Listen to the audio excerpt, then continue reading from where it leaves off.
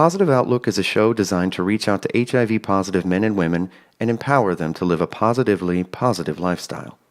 Positive Outlook is in no way conducting mockery or any disrespect to the many millions who are living or have lived with HIV.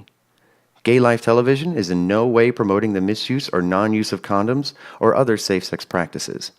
The views and interviews conducted on this program are based solely on the opinions of the host and the host's guests, who are not medical professionals, but just maybe. So please, sit back, enjoy, and laugh with us as we shine a good light on a bad thing.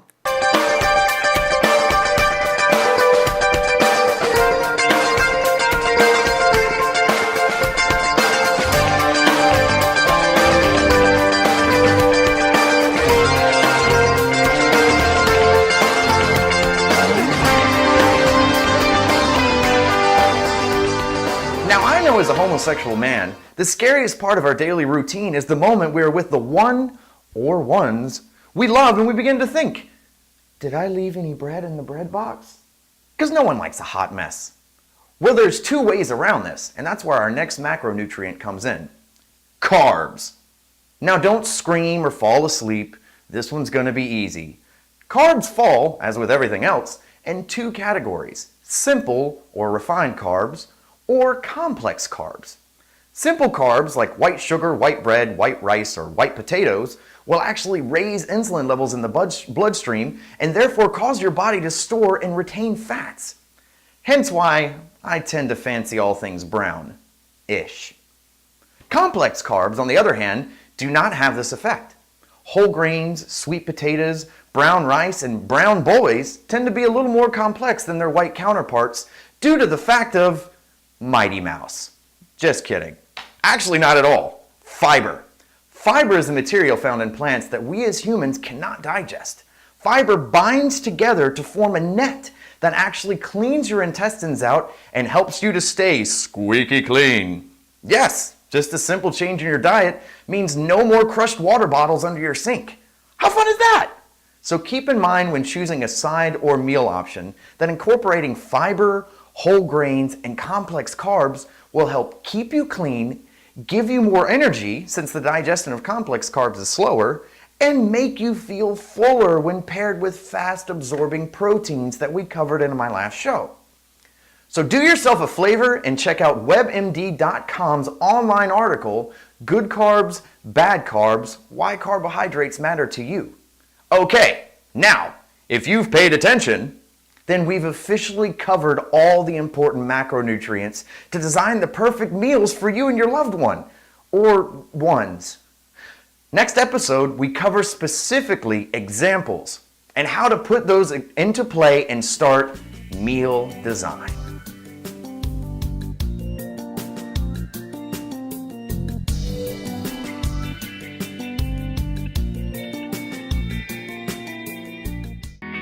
Positive Outlook is brought to you by Astee's South Hills Pharmacy. Astee's South Hills Pharmacy, Pittsburgh's full-service pharmacy and HIV specialists. Finding out you're HIV positive can be scary. Was for me. I was terrified. But then I realized that it's not the end for me, and it certainly isn't for you. My name is Robbie Aldred, and watch my show Positive Outlook, where we learn why it's no longer called surviving with HIV, but thriving with HIV.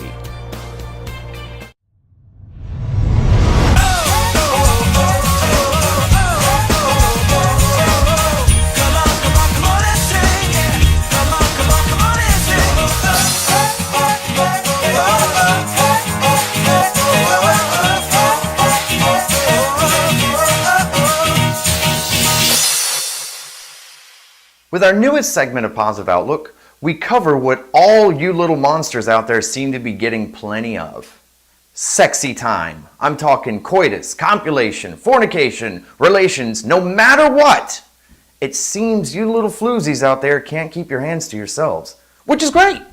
By all means, if we weren't so interested in sexual activity, we wouldn't have the benefits of a thriving society that we have today.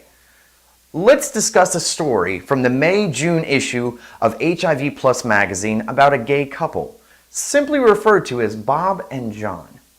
A gay couple of 13 years living in West Hollywood that were completely committed and loyal to each other. Wait a minute, whoa, bro. You mean 13 years monogamy in West Hollywood. Bravo, guys. Bravo. Well, one evening, Bob brought home a friend that was too drunk to drive and offered him a place to crash on their couch. Why does it always start there? I mean, really, you can crash on my couch? Homo, you don't even have a couch. I picked you up and seen your living room. Shoot. Well, considering the amount of booze cycling through their bloodstream, the guest seemed to make his way into the couple's bedroom and, ew, they bumped uglies until the morning sun. Huh, like that's never happened before. That little Mo knew exactly what he was doing. Oh, like, I'm so drunk, can we have sex? Anyway, Bob and John had just learned the benefits that an open relationship can entail. Okay, I know all you boys can't seem to get enough, and the ideals of a buffet isn't just for the easy or overly indulgent. Bob and John learned the big lesson of honesty and loyalty when their long-term relationship reached an obstacle in which they both crossed with loving hands intertwined. The only rule they both agreed on was, without a doubt, always use condoms. A rule that, of course, with heterosexuals and homosexuals, tends to get broken. And after a night of fun with a mutual playmate, Bob and John are now both HIV positive. The change in their status did not affect them in a negative way at all, actually. They both walked away with new rules of engagement, with Bob stating, I quote, "I feel like my life has now become a mission of knowledge, growth, love, and education." Way to go, Bob, or not.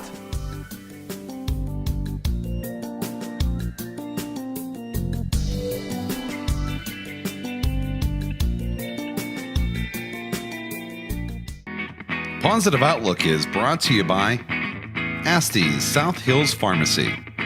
Astee's South Hills Pharmacy, Pittsburgh's full-service pharmacy and HIV specialists. K-Life Television is quality broadcasting for the LGBTQ community. With such hosts as David Teen, Davio Flavio, Joe Cranach, and David Sand, we bring you a variety of different live shows each and every week. Find us at KLifeTelevision.com, on your Roku box, or on the Nerox app on your smartphone. Today we'll be discussing disclosure. Now, disclosure is a very important aspect of HIV and AIDS, and here to have that discussion with me is a gentleman by the name of Mike Hellman of ALPHA, or the AIDS Leadership for Prevention and Health Awareness. Mike, thank you so much for being on Positive Outlook with us. You're very welcome. Thanks, Robbie. Could you tell us a little bit about ALPHA? Well, what ALPHA does? Sure. ALPHA is a consumer advocacy group. We try to bring consumers together to advocate for issues in our region and really bring a voice to this community. So that's really our focus, and also bring that awareness to the community that we all have health awarenesses in our community. It's very important. And now, how long has ALPHA been around? We have been around for about 5 years now. We just applied for our 501c3, so we're getting on board. Fantastic, fantastic. So today, you and I, we're going to be chatting about disclosure. Now, so many people are terrified when it comes to disclosure. Basically, when should they disclose? Who do they disclose to? Literally, the day of infection, everything after that is just tremendous amounts. Who do I tell? What do I tell? And Lots of pressure. It's just tremendous amounts of pressure. Yeah. So let's go over some of the many aspects of HIV disclosure. Okay, so sex. Let's talk about sex, Yeah. right? So sex and dating is where everybody wants to go, but there's a lot of other issues. Mm-hmm. You know, I always say first and foremost, you don't have to tell everybody. Mm-hmm. You know, you have to be very careful, and everybody's decision is different. Mm-hmm. You don't have to be the same decision maker that somebody else does. So that's very important, that people just decide, how am I going to make that decision? Who am I going to talk to about this? And talking to people, get help. Yeah. Talk to the professionals, get a health manager together, talk to a healthcare professional to say, what do I need to do to talk about disclosure? The biggest thing I always say, number one, you have to talk to your doctors. You know, whether it's an HIV specialist or a PCP, primary care physician, you really need to talk to your healthcare professionals because it's going to impact your health. Whether it's a dentist, whether you're having surgery, they need to know your HIV status, and they have to keep that absolutely confidential. Yeah, absolutely. So they're not going to tell anybody. So you don't have to worry about somebody inadvertently disclosing to someone else. But then there becomes friends and family and all those other issues, you know. When we talk about friends, you have to be very careful. I like to say, when we're talking to friends, you need to feel them out first. You know, you don't have to disclose right away, but you know, how do you feel about STDs? How do you feel about HIV? And you're going to get a sense from your friends how they feel about it so that you can better prepare. And honestly, you have to prepare. Yeah. You have to know about the disease. You have to find the resources. You know, when people test HIV positive, as I did years ago, okay, when you test it, it's scary. It's very frightening. And you go through a process of, you know, how do I internalize this? What do I need to do? It's a process. So when you choose to tell someone, you have to realize they're going to go through that same process. And you have to give them time, just like you do yourself. But first and foremost, make sure you're comfortable with yourself before you start telling others and get help. Yeah. And how long have you been HIV positive?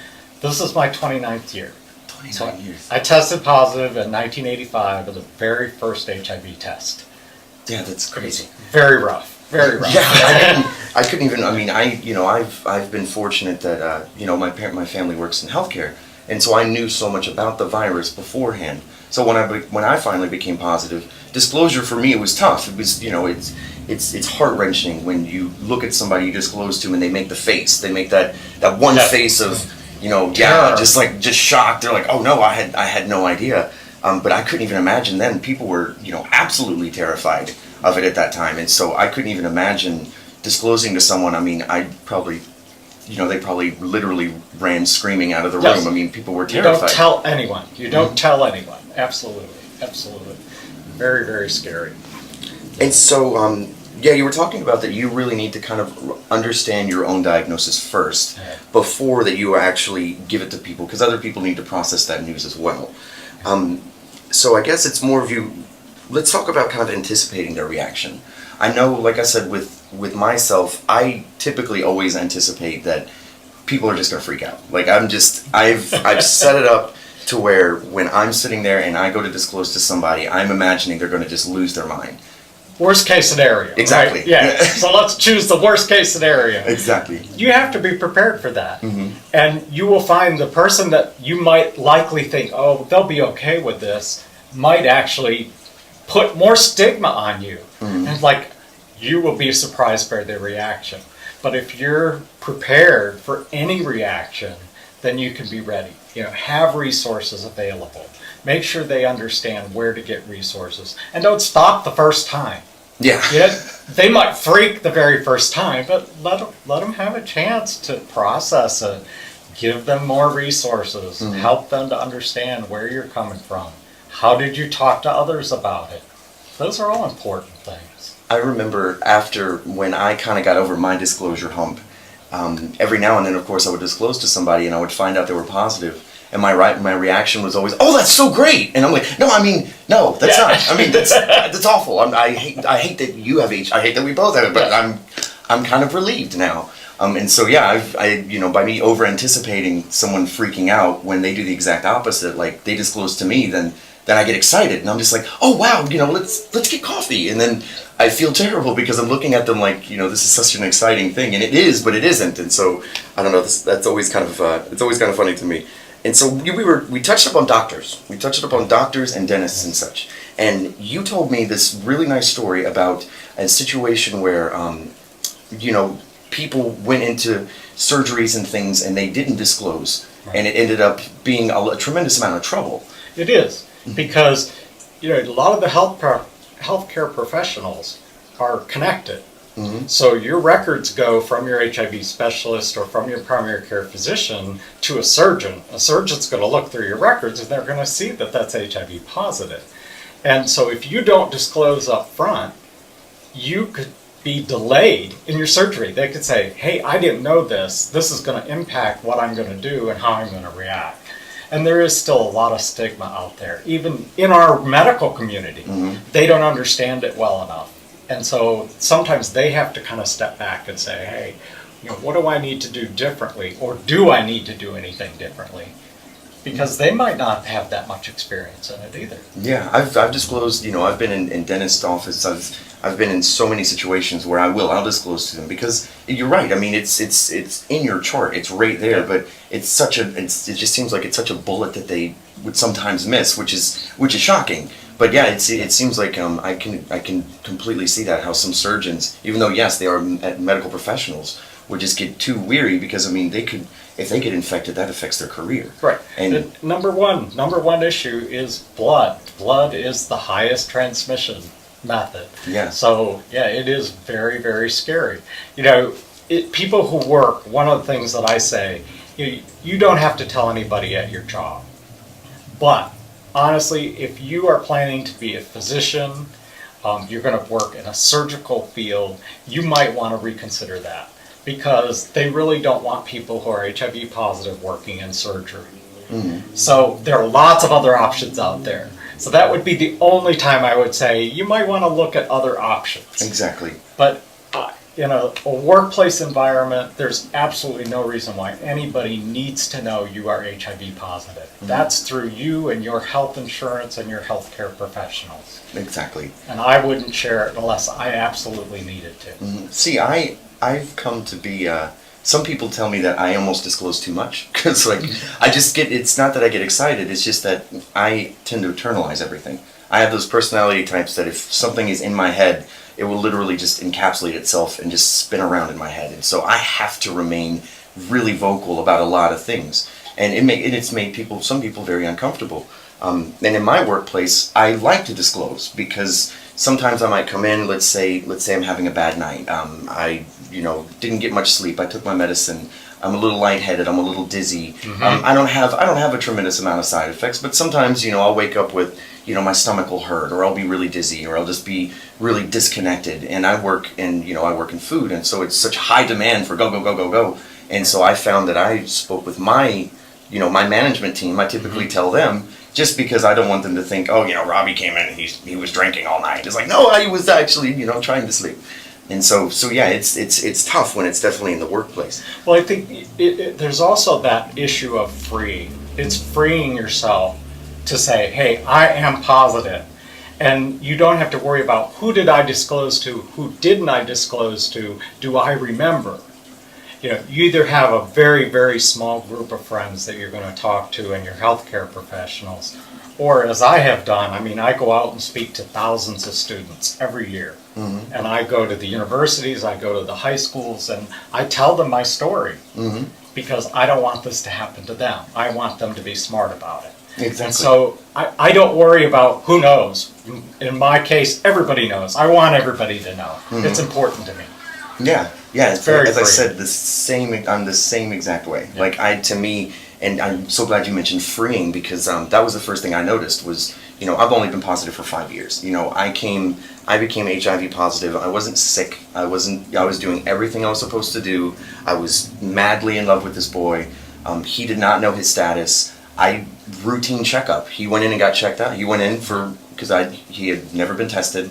I just am firm believer that everyone should get tested. I'm talking, even if you're sexually active or not, just do it. 6 months, you setting waypoints. It takes 20 minutes of your time. Tests have been around for 29 years. Come on, It's get just, a test. It takes no time. Right. It just does. It goes back to an ounce of prevent is worth a pound of cure.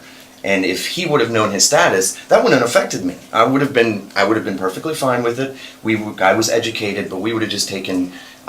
We would have just discussed Different taking precautions. different precautions. Different precautions. We were using condoms. Condoms break, and that's how I was infected.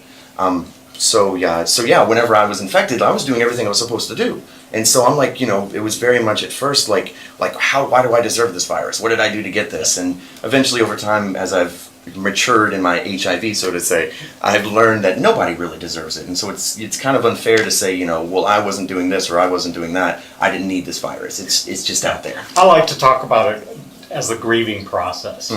You start out being angry, you start all those intricate pieces of the grieving process. You have to come to accept that, hey, it was my own behavior, I did it, I have to accept this. Yes. And that's an important part of this whole process that you have to go through. And I'm glad you mentioned sex, because I think we have to talk about sex. You know, we have to talk about partners. We have to talk about that's a really, really hard issue. It is. But you know, if you're first positive, there is help. There are partner services that will help to identify that they may have been exposed to HIV. And so that they can tell those partners to get a test and get in. It's not up to you, and they're confidential so that no one will ever know it's you who disclosed. But when you're looking at a new partner, you should feel obligated to let them know. I'm not going to talk about legalities. Yes, there are different legalities depending on the Different state, states, yeah. different area, but to me, you're obligated to talk to your sexual partner. If you can't have that conversation, you might want to think about it. Yeah. And you know, there's lots of options out there. You know, there's mutual masturbation. There's all these things that you can do without having exposed yourself to other sexual fluids.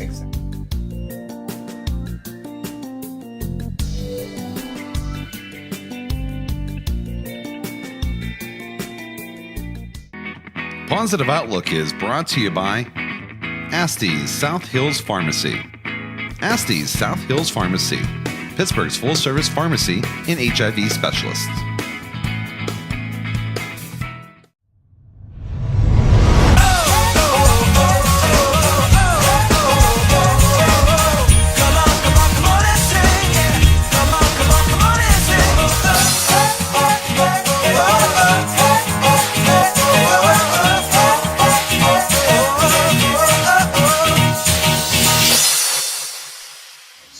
And I think the other thing we have to talk about, because it's in the news, is pre-exposure prophylactics. PrEP. Exactly. So PrEP, basically you're taking an early HIV medication to help build resistance in your body. But that means your partner needs to be undetectable, they need to be very healthy, and you have to be very adherent to that medication. This is not the morning after pill. Yes. You know, This is- you don't pop one and say, oh, I'm free. good to go. I'm good to go. No. This is a regimen, and you need to be. It's really good for discordant couples where you have one that's HIV positive and one that's HIV negative. Exactly.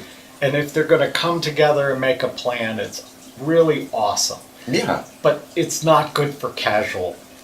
Yeah, it's like you said, it's not it's like the whole pro-life, pro-choice thing. Yeah. You know, that's a very, very controversial subject, because it's very much like, oh, am I doing this because, you know, I'm just a floozy, or am I doing this because I'm actually in some sort of a trouble, or an amount of trouble? And so it's the same thing, and that's why they've started this whole Truvada whores. Right. Like I've seen that everywhere, and it's disgusting to me, because it's, you know, that's such a damaging word. It's, you know, yes, you should use preventative care. Right. You should prevent these things from happening, but you shouldn't just look at it as oh, that's great.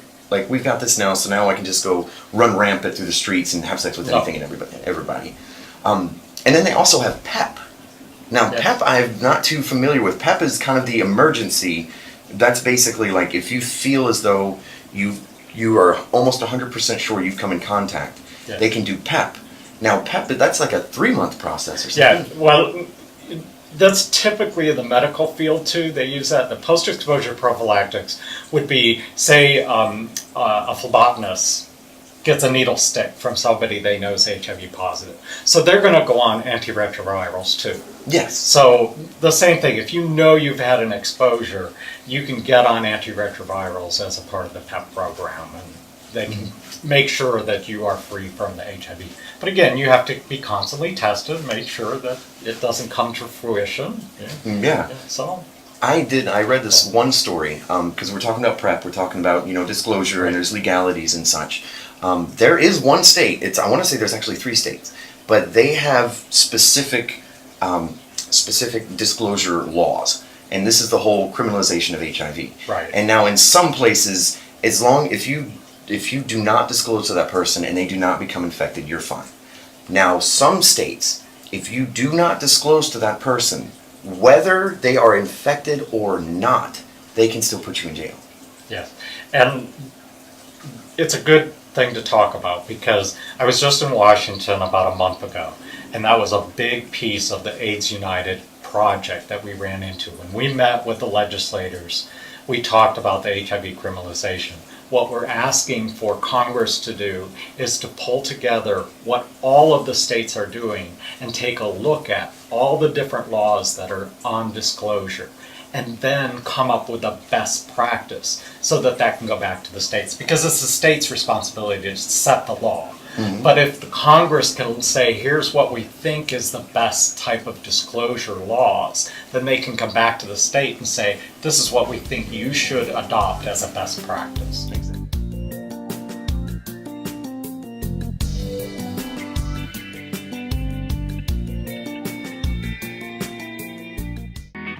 Positive Outlook is brought to you by Astee's South Hills Pharmacy. Astee's South Hills Pharmacy, Pittsburgh's full-service pharmacy and HIV specialists.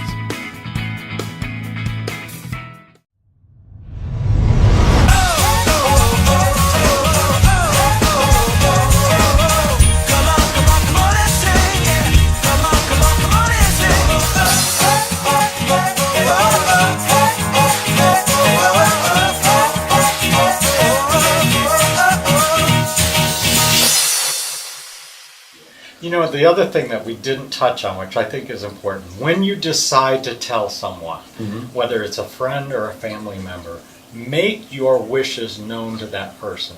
Say, look, I'm going to tell you this. I really would appreciate it if you wouldn't tell someone else. Exactly. Because if you don't, they may go off and tell 10 of their friends. Yeah. So if your wishes are to keep it very intimate, make sure they know your wishes. Exactly. Well, another perfect example was my mother. You know, my mother literally gave me my diagnosis. Her best friend did at their hospital, at the health department I went to. Yeah, I went in. My mother always did my shots. She's done my shots since I was a baby because she's a nurse. And so I always had that connection with my mother being my nurse. And so when I was diagnosed, she was the first person to find out.